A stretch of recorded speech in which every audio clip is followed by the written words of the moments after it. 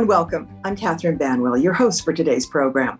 Today, we're going to discuss how to access personalized care for your myeloma and why it's vital to insist on essential testing. Before we get into the discussion, please remember that this program is not a substitute for seeking medical advice. Please refer to your healthcare team about what might be best for you. Well, let's meet our guests for today. I'll start with Dr. Ashley Rosko. Dr. Rosko, welcome. Would you please introduce yourself? Hi, everyone. My name is Ashley Rosko. I'm an associate professor at the Division of Hematology at The Ohio State University. I'm also the medical director of the Oncogeriatric program here at the James, and I'm one of the myeloma physicians here at Ohio State. Thank you. Also with us is Dr. Francesca Cottini. Dr. Cottini, would you please introduce yourself to the audience? Sure. My name is Francesca Cottini. I'm an assistant professor in the Division of Hematology at The Ohio State University. I see patients with multiple myeloma, and I also run my own lab where I focus on multiple myeloma basic research. Thank you both for taking the time out of your busy schedules to join us today. It's no secret that it's important for patients to take an active role in their care and treatment decisions, and I'm sure many viewers here today are doing just that. So, Dr. Rosko, let's start with this question. Why do you feel it's essential that patients advocate for themselves and insist on better care? Yeah, so I think when it comes to uncommon diseases like multiple myeloma, although we're talking a lot about it here today, myeloma is an uncommon cancer. And when it comes to rare cancers, it's really important for you to be able to seek care at either a comprehensive cancer center or a place where there's expertise specifically in multiple myeloma. And the reason why that's so important, it's recommended through the NCCN guidelines and other standing guidelines, is because myeloma is a very it's a shifting and changing landscape when it comes to both treatment regimens, to diagnosis, and there's a lot of moving parts and pieces. As such, when there is an uncommon cancer that's been diagnosed, we do recommend that patients and with their caregivers and family, friends, and support be able to seek expertise care for these uncommon cancers. We work often in collaboration with our community teams. We would not be able to care for myeloma if it weren't for our community partners. And so it's really, really important for patients. Oftentimes, when there's been such a diagnosis, they can come to a comprehensive cancer center for a consultation or to be able to get a second opinion oftentimes, and then continue to get care locally. So it really provides this overall guidance on the management and diagnosis of uncommon plasma cell disorders, and we're happy to do that. Yeah, thank you for that. It's helpful as we begin our discussion. Part of accessing more personalized care starts with test results. Dr. Cottini, what testing should take place following a myeloma diagnosis?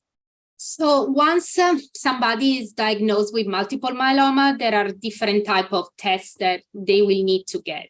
Some are blood tests, some are urine tests, some are bone marrow tests, and others are just different type of imaging.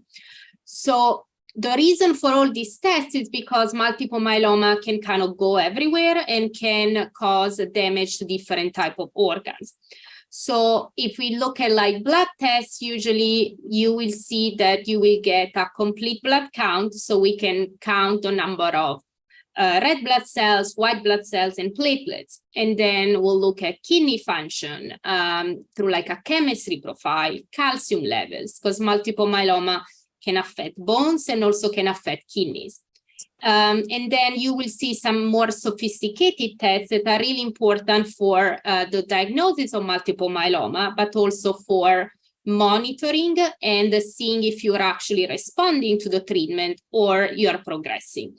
So these two tests that you can see are kind of like difficult to say, but they're very important, need to be remembered. So one is called serum protein electrophoresis with immunofixation, and the other one is free light chain assays. And practically with these two tests, we can identify the specific marker of the multiple myeloma cells. And that is either something called monoclonal protein or M protein or a couple light chain numbers.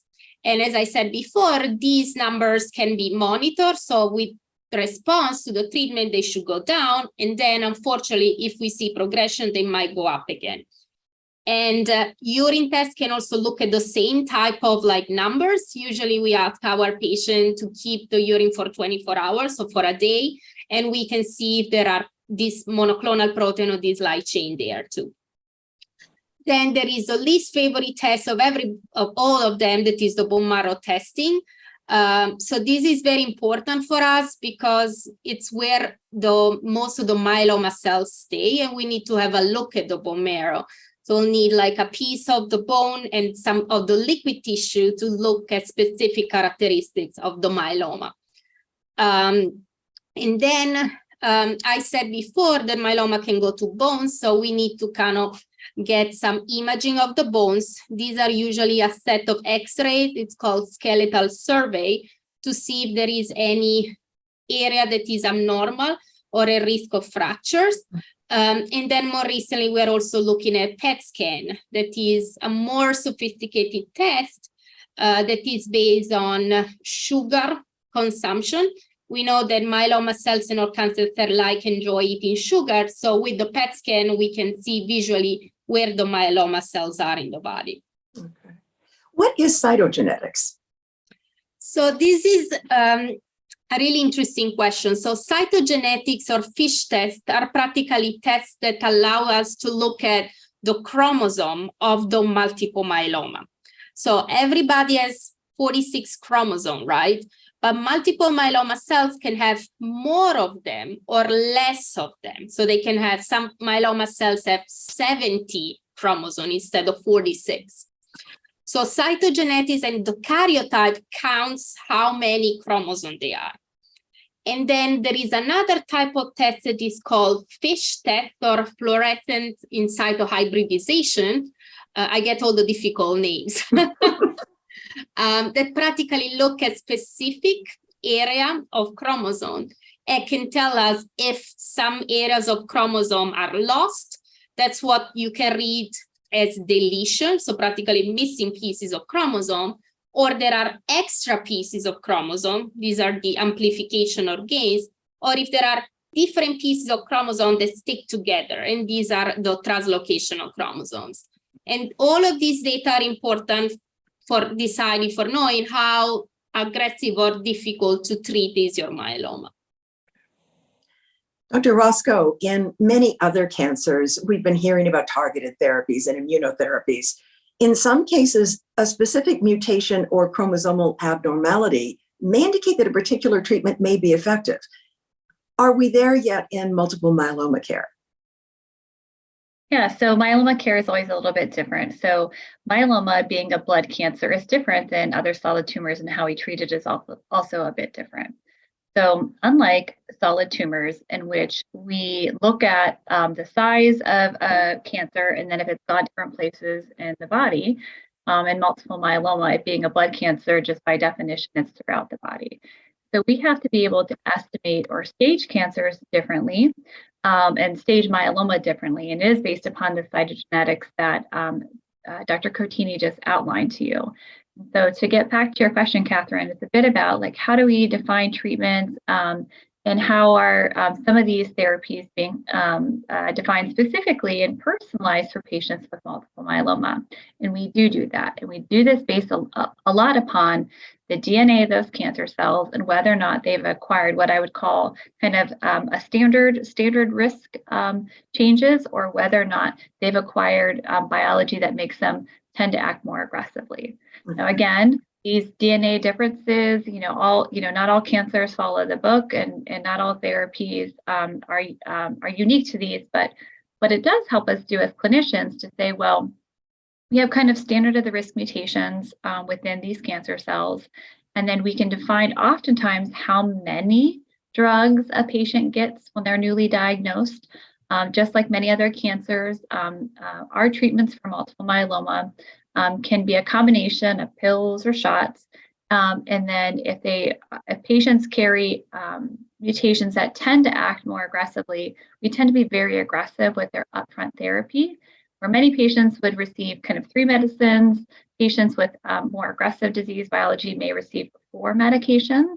And that's very unique upon kind of many characteristics. It's not only based upon the cancer cells' DNA, but also the health of the patient.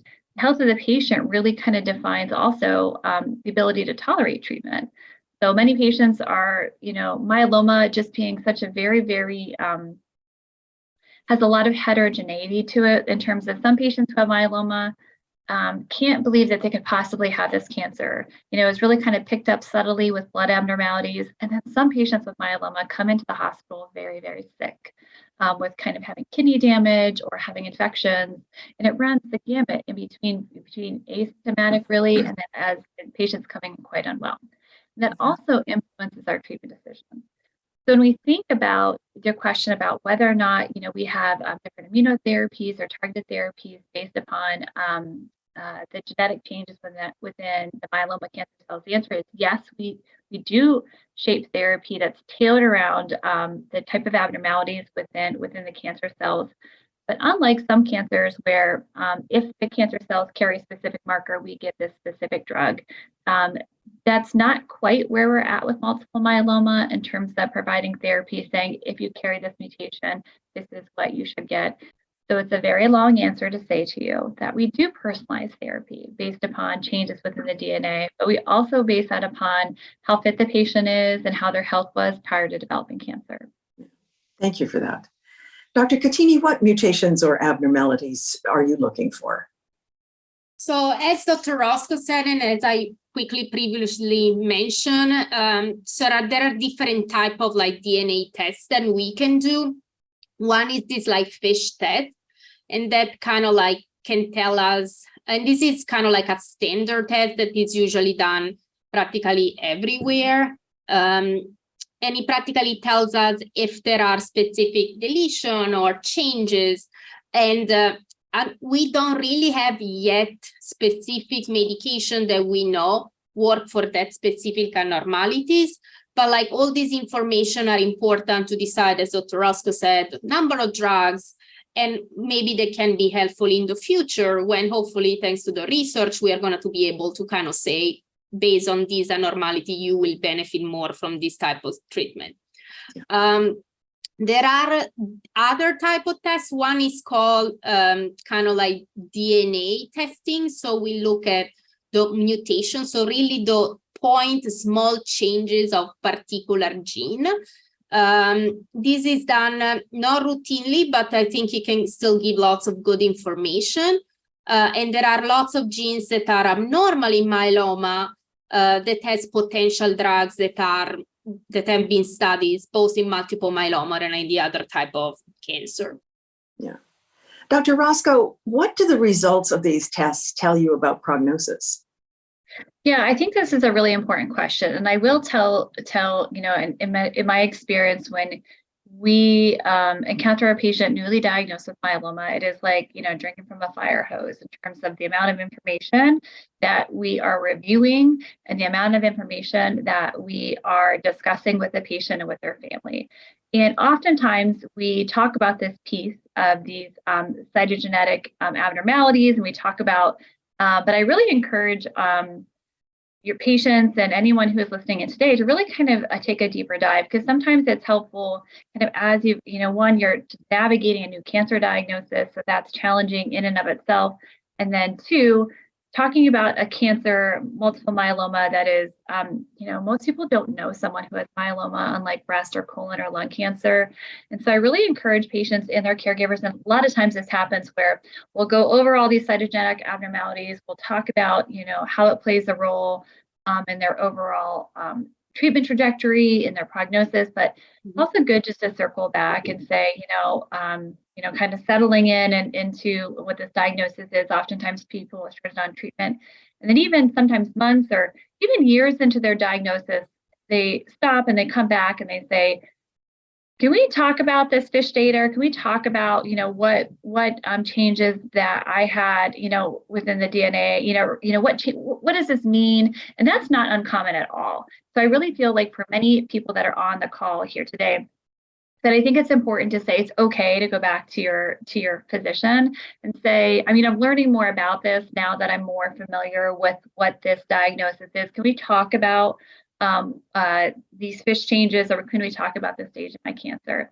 Because I think it's oftentimes just, well, it's an overwhelming period of time to have a new cancer diagnosis. And I also want, just to give permission to everyone on the call to go, it's okay to go back and ask questions, even if it's been months or years. I've had many patients say, let's just go over. I said, sounds great. And so having high-risk mutations can upstage a cancer, and the absence of high-risk mutations can downstage a cancer. So what that really means is saying, these biologic changes that are happening in the cancer cells give a sense of what we anticipate the trajectory is going to be when someone's diagnosed. Now it's imperfect. I feel like cancer just generally is unpredictable, and there are many things, but we try as clinicians, and especially with the experience that we have, to say this is what we anticipate the course will be like for you. In terms of response, in terms of the cancer being quiet. As you all know, multiple myeloma is not a curable cancer right now. And for all patients, when they're diagnosed, we're often able to get disease control and be able for that cancer to be put in remission. And we do focus on remission. I think that's also something that I talk to my patients about. Even if we can't cure it, we can certainly control it. And that's a big part of what we do. So when we get good disease control, we'll talk more about the kind of next therapies. But that is how Dr. Cottini's Dr. Cottini is a wonderful scientific investigator and knows all of the latest and greatest when it comes to different mutations that are identified within cancer cells. And we partner very closely with her in terms of scientific investigations and how these mutations that we're newly identifying too play a role in terms of response to treatment and how we're able to best target them. Okay. Thank you for that. Dr. Cottini, do you have anything to add as far as what type of questions patients should ask their healthcare team about test results?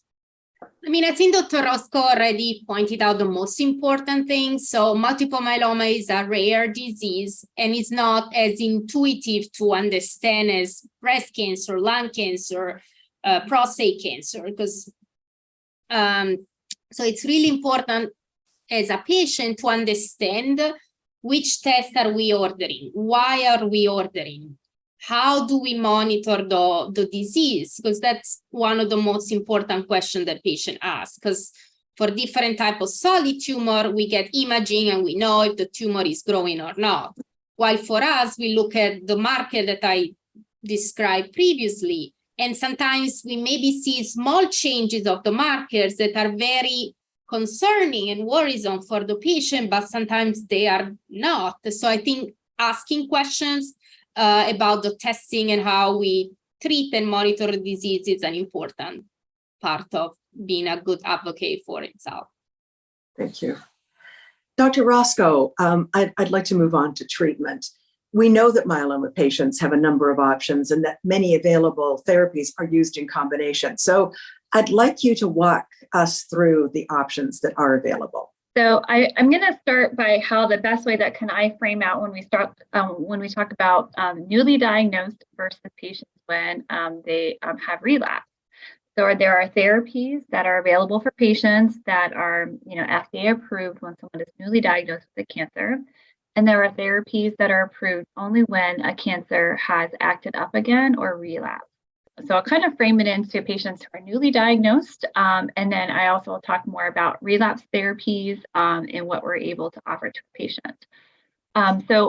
First, when we talk about treatment options, we frame treatment based upon a couple of things. So one is we've talked extensively about the disease biology. So that plays an important role in how we decide which treatments a patient should get.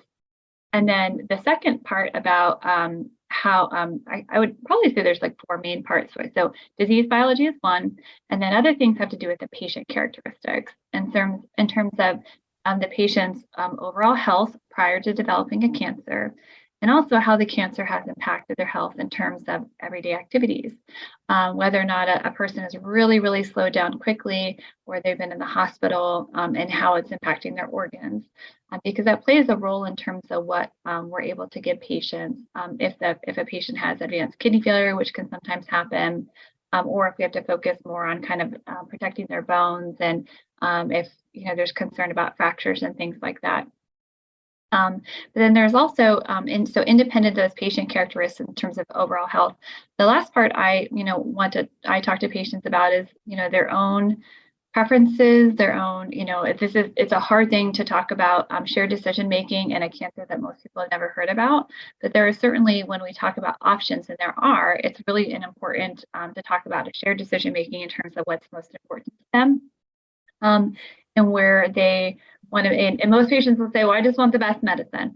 And I said, well, we have lots of options, and that's the best thing about it. But we also want to be cognizant of, the real world of giving best options. And also, for example, I have many of my patients, so I'm at the Ohio State University, right? So I'm here. And a lot of my patients travel. I have a lot of older patients that I care for, and they're very independent and travel. And I want to make sure that whatever therapies we're getting for them, that we can do this in such a way that maintains their lifestyle. So the beginning part of a treatment, it just broadly described when we talk about someone whose diagnosis is a thing called induction. So induction is when we give anywhere from 2 to 4 medications to be able to control their cancer and to put it into remission. And we know that the cancer is in remission because, as we started out the conversation with Dr. Cottini, myeloma makes proteins, most oftentimes makes proteins, and those proteins are not nutrition proteins, but cancer proteins that we can track in the blood. So we can check them every month and to make sure that the patients are having a really good response. And as such, we're able to kind of define that they're responding to their treatment. So that they have a beginning phase called induction, in which they're given treatments, and then the goal is to put patients into remission. Depending upon the overall health of the patient, a standard of care for most patients diagnosed with multiple myeloma is to undergo an autologous stem cell transplant. An autologous stem cell transplant is not a transplant in which you're getting stem cells from your brother or sister and they're being donated to you. They are your own stem cells. We get them out of you when your bone marrow is free of disease, and then we would admit you to the hospital for a more intensive therapy and give them back. That is often the standard of care for patients newly diagnosed with multiple myeloma, and it is recommended for most patients. Mm-hmm. Some patients may elect to do a stem cell transplant, not at the time of their initially diagnosed, but later on at the time of relapse. Or some patients are not candidates for transplant or elect not to have a transplant. And all of these are very okay options all of these options are very personalized to the patient, which is hard to say this is exactly what we do. Because it's a strategy where it requires a lot of shared decision making to make sure that we're getting good disease control, good quality of life, and deep remissions for our patients, which is the focus. So if a patient goes to get a transplant, there's a period of recovery, and then patients go on a pill, most often a maintenance pill that they stay on for indefinitely. And so myeloma is also a cancer which has perpetual therapy. Very different than many other cancers where there's a beginning and an end. Myeloma, for the most part, is perpetual therapy, where you get some form of therapy at higher dosages versus lower dosages over a period of time. So I'm going to talk broadly about the classes of drugs that we have and how we use them to be able to define therapy. So the first class of drugs are called proteasome inhibitors. Just like many other cancers, we use different types of drugs to be able to target different aspects of a cancer cell's growth cycle. So very similar to how we do other drugs, but these are very specific to the cancer cell, and they're very targeted. So unlike some of our other kind of classic chemotherapies, many of these beginning medicines I'm going to talk to you about are very targeted towards the cancer cell without causing too many other problems. So proteasome inhibitors include drugs like bortezomib, which is given as a shot, carfilzomib, which is given as an IV, or edoximib, which is given as a pill. They have different indications, but they're the same class of drugs. The next class of drugs is called immunomodulatory drugs, or IMiDs. This includes things like lenalidomide, pomalidomide. Those are the most common, and we sometimes use the drug that the original IMiD drug, which is called thalidomide. These are all pills that patients take. And so that's oftentimes very nice for patients to be able to provide therapy at home, very well tolerated. The next class of drugs are called monoclonal antibodies. Monoclonal antibodies on a cancer cell, there is a marker on the cancer cell. And so we use monoclonal antibodies to be able to target the marker on the cancer cell. What that means is very specific to that cancer cell. So the most common target is a CD38. That's a marker on one of the cancer cells. And we use a drug called daratumumab that can be given as an IV or a subcutaneous agent, or another drug called isatuximab. We also have other markers that within on the plasma cell. There is a marker called SLAMF7, in which we have other drugs called elotuzumab, which is often used for patients more in the relapse setting. Dr. Cottini, I'm wondering if you could briefly go over CAR T cell therapy and bispecific antibodies. Yes, of course. So these are all our new therapeutic approaches for patients. And these are like type of treatment that are given to patients that already went through their induction, they were in remission, maybe had a bone marrow transplant. And then after a couple of years or months, unfortunately, the disease came back and they need the new and different treatment options. So these two strategies, CAR T and the bispecific antibodies, really rely on the T cells, on the immune cells of the patient. And they all focus and target specific markers that are on the plasma cells, but they work a little bit differently. So the biospecific antibodies, and we have different antibodies that are some approved by FDA, some others are just in clinical trials. They practically recognize something that is on the plasma cells, on the myeloma cells, that can be BCMA, GPRS560, or other targets. But so at the same time, they are able to kind of get close by T cells and immune cells. And in this way, practically there is both the activity of the antibodies and also the immune cells that is kind of activating and getting rid of the cancer cells. So these are infusion. Often they're done initially in the hospital and then kind of like in the outpatient setting. This is something that is given kind of like every week or every other week or so. CAR T is a different strategies, and it's a very smart way of trying to get rid of the cancer cells. So practically these are T cells, so these are immune cells from the patient. And they are practically taken and then brought to like a very specific and clean facilities when these T cells are modified in order to be able to recognize the cancer cells. And then these cancer cells are sent back to us, and then practically they are given into the veins to the patient. And then there is this kind of like reaction of these T cells that are very happy and aggressive to kind of like being able to kill all the remaining cancer cells. So these are all the new strategies. Obviously, we are kind of like in the early process, but these are very promising therapies. I think will be maybe hopefully moved up front a little bit, or like even a diagnosis in the next 10, 20 years, we don't know. I want to thank you both so much for your thoughtful responses. And as we close up the program, I'd like to get a final comment from each of you. What are you excited about in myeloma research, and why should patients be hopeful? Dr. Cottini? So, I mean, I think that especially if we look back and where myeloma was 20 or 30 years, I think we have made so many progresses, and there is really hope for our patients. I'm very passionate about research. That's what I do. That's why, I read paper, I publish paper. And I think that it's the heterogeneity of our disease it's huge and is difficult to tackle. But we as researchers, as physicians, are the one that can kind of like look at these changes and find new therapies for our patients. So I think that research is really the way to go to be able to finally cure our patients. Dr. Rosko? Yeah, I mean, I echo Dr. Cottini's sentiments about really like the multiplying therapies for myeloma really provides our ability to prescribe and to make myeloma more of a chronic illness for patients, which I think is really important to allow patients to get really good targeted therapy personalized to them and having this chronicity to it. Of course, we all are looking for a cure and deep remission, so we want to be able to do that in such a way where we have good quality of life for our patients. I think importantly, as part of this program does here is to be able to create access.